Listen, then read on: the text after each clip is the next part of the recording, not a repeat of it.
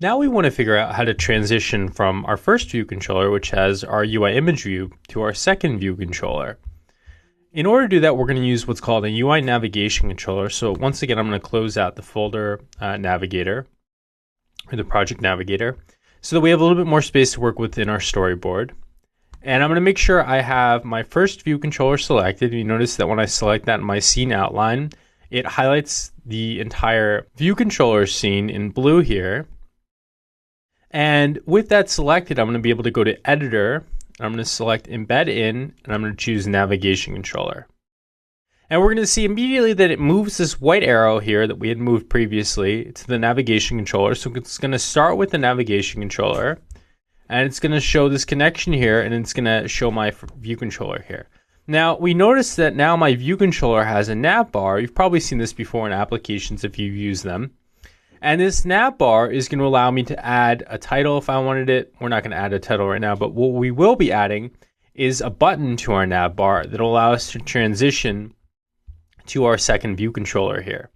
Now, the navigation controller is really cool because it adds the ability to add this nav bar. It automatically generates this, and when we push to this new view controller, it will automatically give us a back button for free. We're not going to have to code anything there. It's automatically going to allow us to transition back to the previous view controller.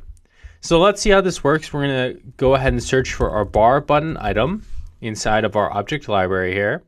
And we're going to go ahead and just drag this in, and we're going to make sure we drag this right up to our nav bar right here. So with this item in here, let's go ahead and change the name of this item.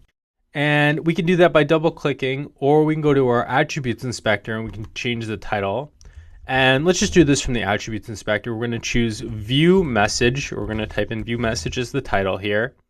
And that will be for our navigation item. So with this now set to a new title, we're going to use this button to transition to our new view controller. When we press this button, we're going to transition. So we're going to make sure we have the button selected inside of our view controller scene here. And we're going to hold down the control key, and we're going to drag over to the view controller over here, the second view controller we have. So we could also drag down to the view controller like this, but I prefer to do it this way. I think it looks pretty cool, and it shows the transition we're about to make. So we're going to choose the action segue, and we're going to choose show. There's some other different types we can choose here, but the show is going to give us the nav bar. And we're going to see that it automatically generates this new nav bar for us. Now, we don't see the back button, but when we run our application, I'm going to run in the 6. I know I said we're going to be running in the 5S in a previous video, but we can see that the compact width is automatically resizing to this.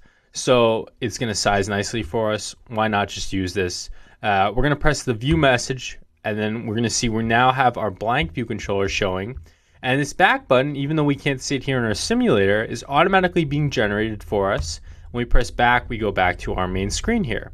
Now, if you see this white space at the bottom, you could either go ahead and manually resize this image view. You could drag it down, and this would assist you. We kind of see that we're off of the storyboard here. So, I mean, really, we should go back to any. And we see that our image view disappears here, right? Because we added our image view in the compact.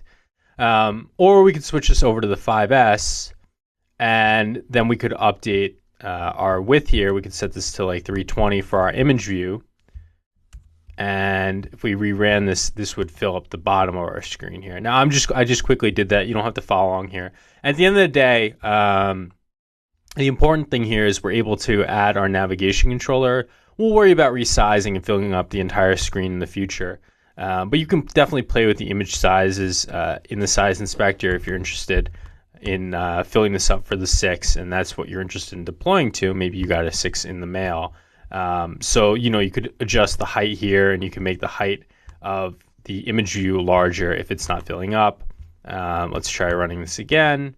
So this is 600 now. We've moved the image view down below our nav bar so it's not being eclipsed.